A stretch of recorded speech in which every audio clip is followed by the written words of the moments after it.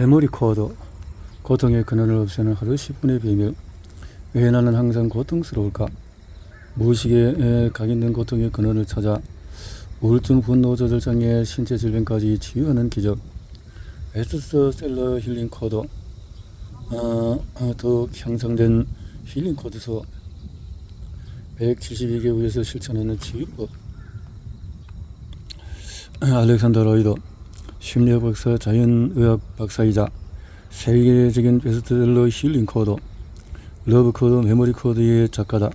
전 세계 172개국의 수많은 고객을 둔 세계 최대의 자연 치유 전문 기관을 설립했으며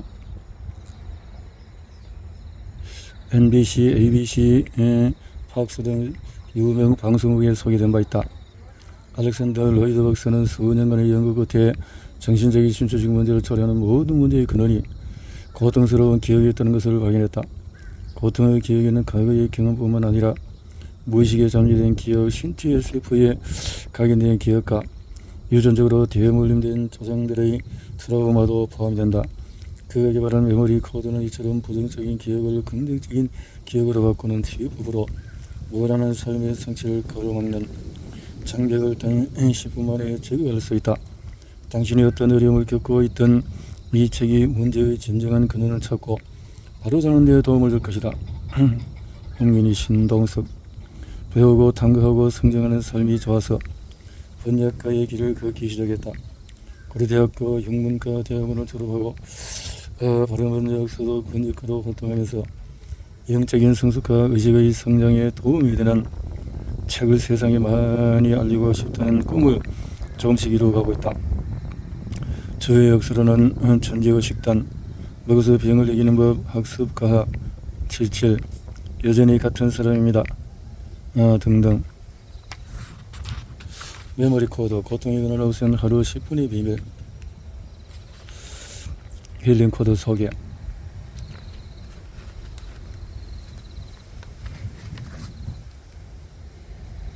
의뢰인 기타, 시간, 행동, 생각, 문제, 사건 등등으로 메모리 코드 하루 10분의 비밀. 어머니께 알렉산더 로이드에 대한 찬사. 알렉산더 로이드 박사는 지금 이 순간에 세계에서 가장 확실한 치유 기술을 가지고 있다. 신속히 건강을 회복하고 유지할 가장 쉬운 이 방법은 건강에 대변력을 가져올 것이다. 마크 빅터 한센. 이처럼 명쾌하고 단순하고 힘들어지지 않고 배울 수 있으며 본질적으로 어디서든지 사용할 수 있고 대단히 효과적이고 근본적으로 영원한 방법은 본 적이 없다. 내가 할 수 있는 최고의 칭찬은 내 자신을 물론이고 우리 가족 환자들에게 이 방법을 사용하고 있다는 사실이다. 멜켄 걸러리. 원하는 삶과 건강에서 멀어지게 만드는 잘못된 믿음을 바꾸기 위해서 힐링 코드 같은 방법이 있어야 한다. 패러다임을 바꾸는 획기적인 발견이다. 성공을 거두는 방법에 관한 가장 일반적인 통념을 완전히 뒤집어서 생각해 보게 만들며 훌륭해 보였던 수많은 방법이 왜 50년 동안의 성과를 내지 못했는지를 설명해 준다. 나는 이 방법에 올인하려 한다. 이제부터는 러브 코드에 따라서 삶을 살고 가르칠 것이다. 메모리 코드에는 머릿속의 기억을 놓아보내고 재설계해서 건강을 변화시키는 새로운 관점 및 진행적인 접근법에 관한 소중한 정보가 가득하다. 저명한 작가이자 치유자이자 에너지 치유의 선구자인 알렉산더 로이드 박사는 과거의 기억이 건강 삶 관계의 성공에 어떤 영향을 미칠 수 있는지 보여준다. 단계적으로 진행 가능하며 쉽게 따라할 수 있는 방법은 해로운 부정적인 기억과 조상들에게 물려받은 기억을 수정하게끔 인도하고 그와 동시에 기억이 신체적인 정서적인 건강에 어떤 영향을 끼칠 수 있는지를 깊이 이해하도록 돕는다. 이 책을 추천한다. 독자들에게 전하는 말. 이 책은 치유와 개인적인 성장을 위한 새로운 접근법인 기억 엔지니어링에 대해서 설명한다. 이 방법은 삶의 지장을 처리하는 신체적인 감정적인 현실적인 문제의 근원을 직접 다루어서 극복하도록 도와준다. 특히 다른 방법이 전혀 효과가 없어 보일 때 유용하다. 나는 지난 30년 동안의 기억이 뭐뭐여학 적용은 물론 우리가 생각하고 느끼는 행동하는 거의 모든 것이 근원이라고 믿어왔다.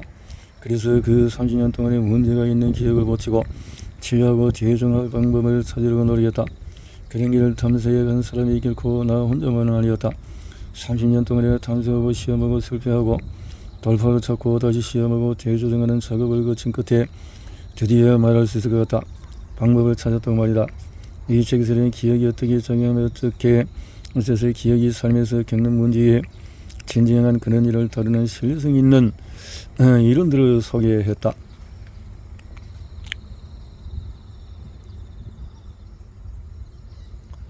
그런데 근본적으로 이 이론을 살피고 실제 문제에 적용하기 전에 책임을 면피하는 일종의 주의사항을 언급하고 넘어가려 한다.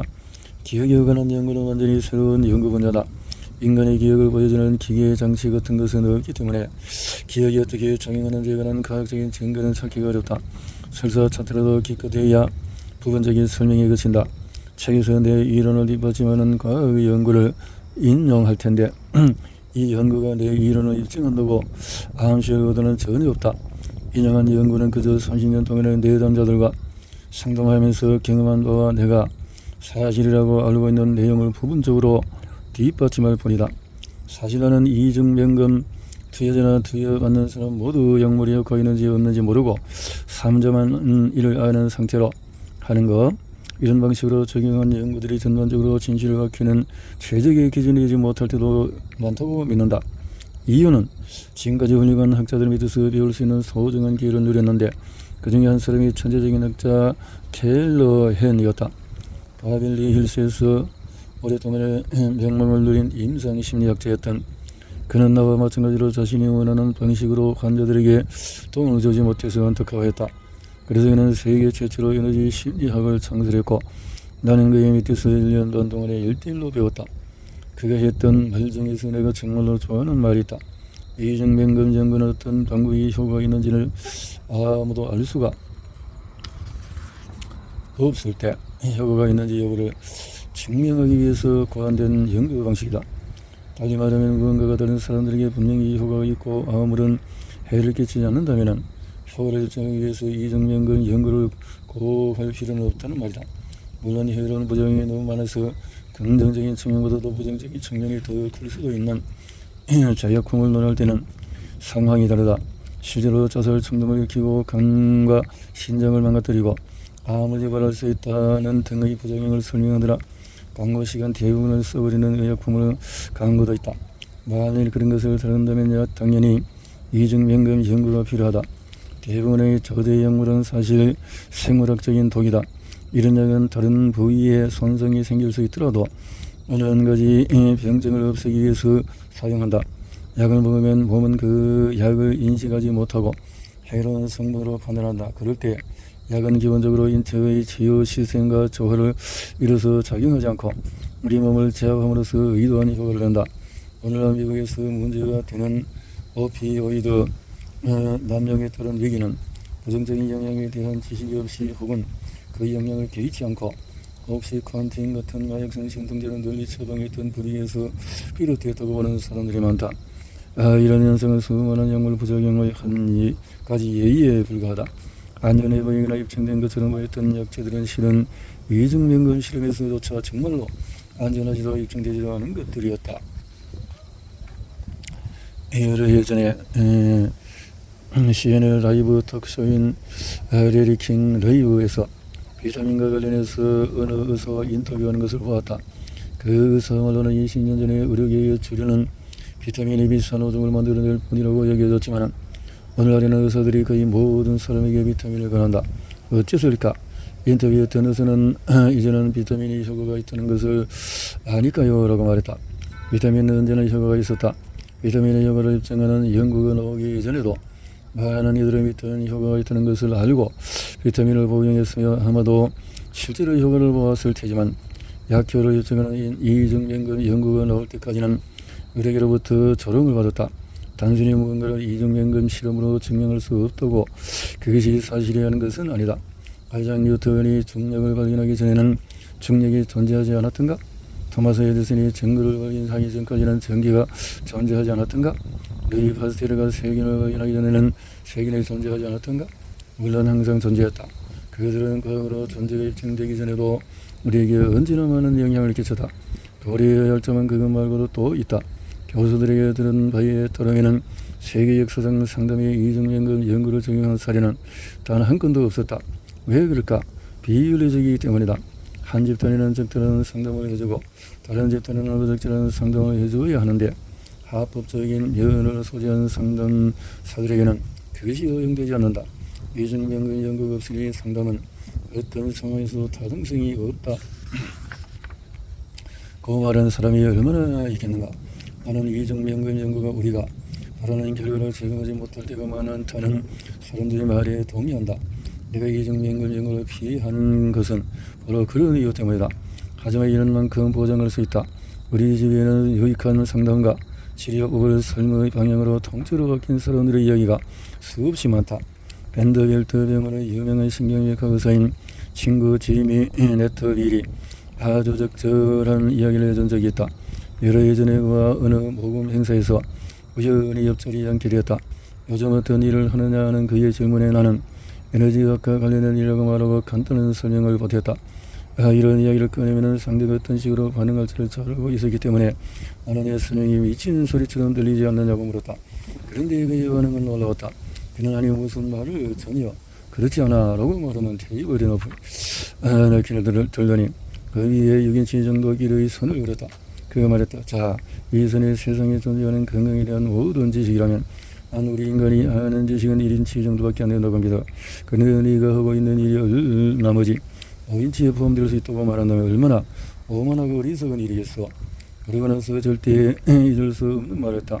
어떤 방법이 사람들에게 도움이 되고 아무런 해가 되지 않는다면 나는 완전히 그 방법을 시도해보고 실제로 도움이 됐는지 말해달라고 이야기해. 그래야 내가 그걸 시도해보고 다른 환자들에게 도움이 될지 알아볼 수 있을 테니까. 그 말은 내가 기억 엔지니어링에 대해서 믿는 바를 정리한 것에 같다. 사람들에게 도움이 되고 아무런 해가 되지 않는다면 시도해보지 못할 이유가 어디 있겠는가. 내 의견으로는 이 주제가 미래에 정리되지 않을 리가 없다.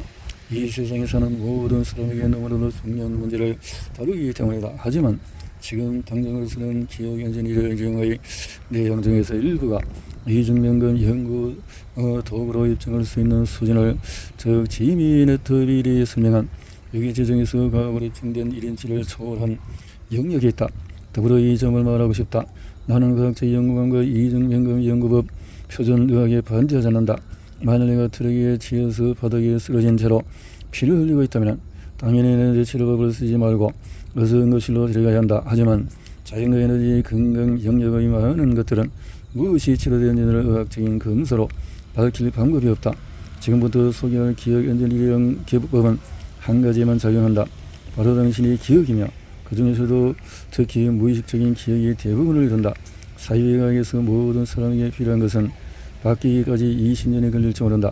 그때까지 하루 몇 분씩만 투자하면 20년이라는 시간을 벌게 될 것이다. 잘못하면은 그러니까 잘못해서 수십 년을 손해볼 수도 있으니까 미리 잘 생각하자 해서 기억의 두 가지 등등으로 기억 엔지니어링 기법이라 했어요. 힐링 코드 이렇게 설명을 했군요. 서론 부분에서 이렇게 보았고, 자, 들어가는 말은 진정한 자기 자신을 기억하기. 우리는 사람으로 있는 것을 보지 않는다. 그것이 마치 우리인 듯이 본다. 운명의 날짜 1959년 7월 7일 그날은 내 출생일이자 우리 어머니의 사망일이다. 부모님은 어떤 일이 나고 있는지를 알면서도 9개월을 기다렸다. 아이를 더 가질 계획도 없었는데 임신을 했다는 것을 알게 되었을 때 의사들은 모두 어머니에게 이렇게 말했다. 낙태시키고 목숨을 구하셔야 합니다. 우리 어머니는 어떤 사람이었을까? 손수를 통해 독일인으로 폴카음악으로 아이들을 길렀으며 훌륭한 요리 솜씨로 애들이 원하는 것은 무엇인지 만들어 오겠다. 동네 사람들이 워낙 진심으로 살갑게 대해서 모두에게 사랑받는 여인이었다. 어정스럽게 남을 성격이라 강하고 방문해서 식기류를 판매하면서 식하고 최고의 영어 사원들로부터 월등한 실적을 올렸다. 의사들은 아이를 지우고 산모의 목숨을 구하는 것이 유일한 선택지라고 말했다. 하지만 어머니는 엄청난 두려움 속에서 그 청구를 거부했다.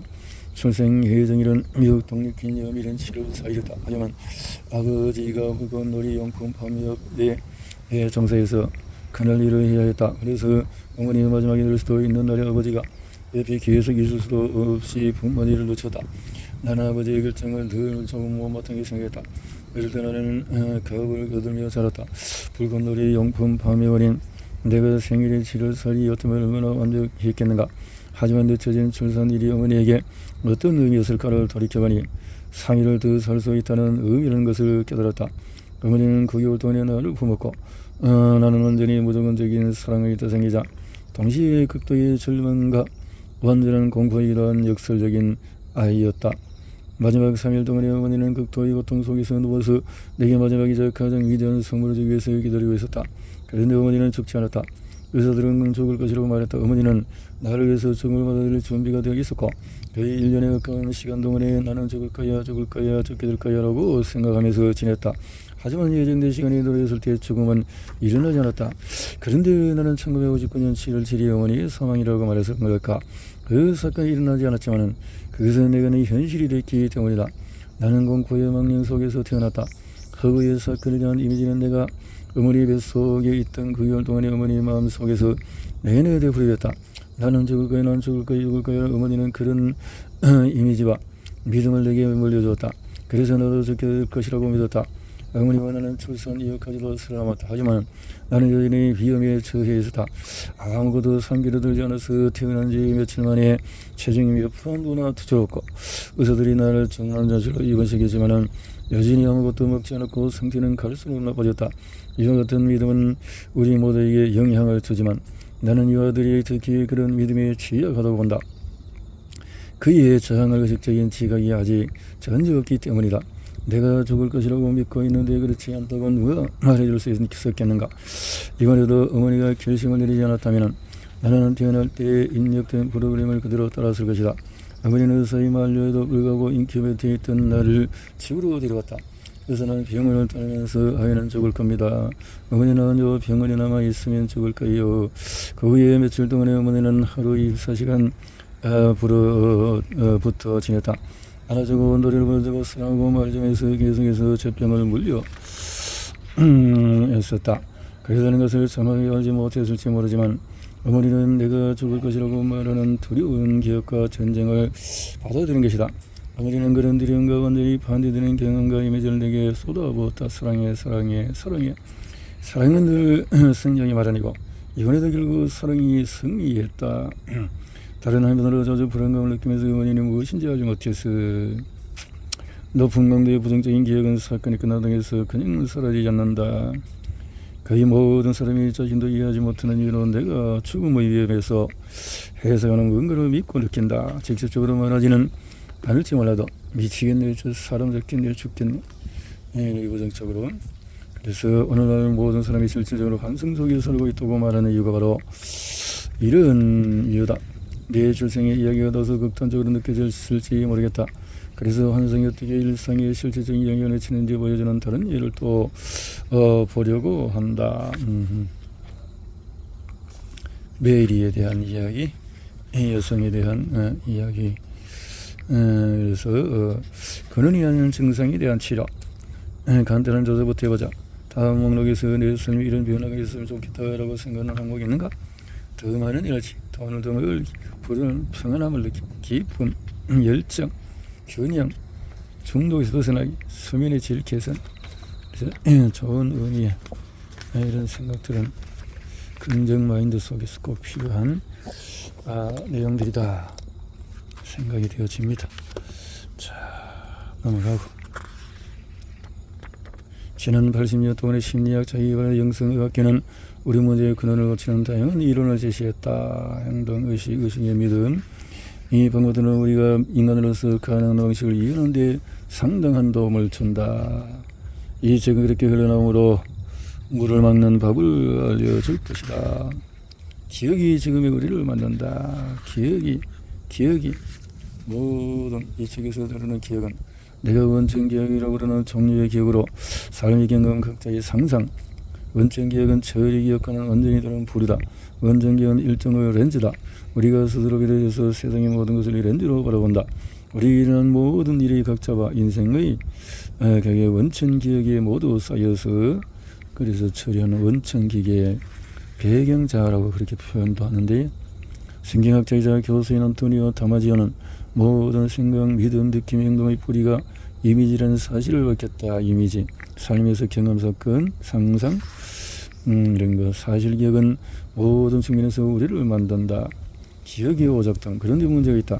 이것이 나를 적게 만들 것이라고 해석하고 반응하지 않도록 만드는 또 기억이 있다.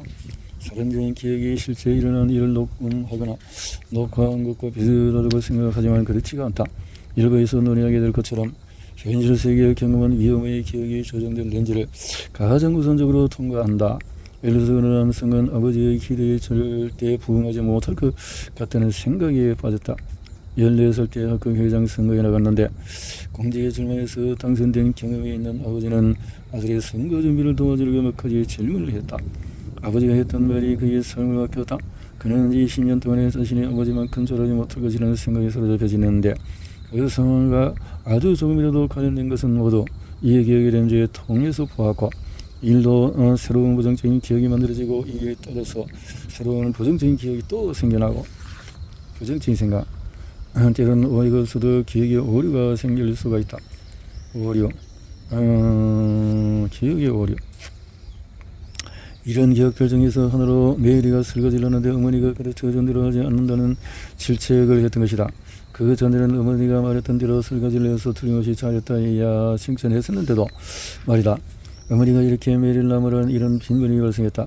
가령 방을 정리하는 방식, 화장실 하는 법, 메리를 사귀는 남자들에 대해서 잔소리했는데 어느 날은 괜찮다고 했다가 그날은 또 잘못했다고 지적하는 시기였다.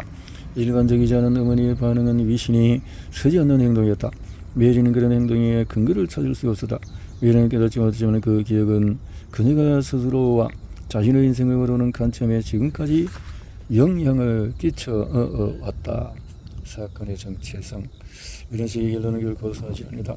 과거의 극심한 형태를 겪었더라도 그 기억은 지금 안전하게 지내며 원만한 인간관계를 맺는 능력이나 그래서 이런 가치와는 전혀 무관하다. 거짓된 삶에 살지 말자. 사람 모두 공성에 잡힌다. 나 같은 경우에 어릴 때 윈블던과 이후에서 폰테니저 대회에서 우승하는 상상만 하고 있다. 상상의 머릿속에 그리는 것. 실제 세계를 기억하기. 매일 아침 자리에서 있는 또 하루를 버티하다니 라고 생각하는가? 때때로 화가 치미는가? 자신이 네 가지 중에서 하나라도 해당이 되는지? 그래서 최후의 나머지 기억이 어떻게 진화했는지 또 퇴화했는지, 그래서 이 힐링 코드. 그러면 이제 우리가 내 경험성 90% 이상의 사람들이 사람의 경험에 부정적인 영향을 끼치고 가지고 있다.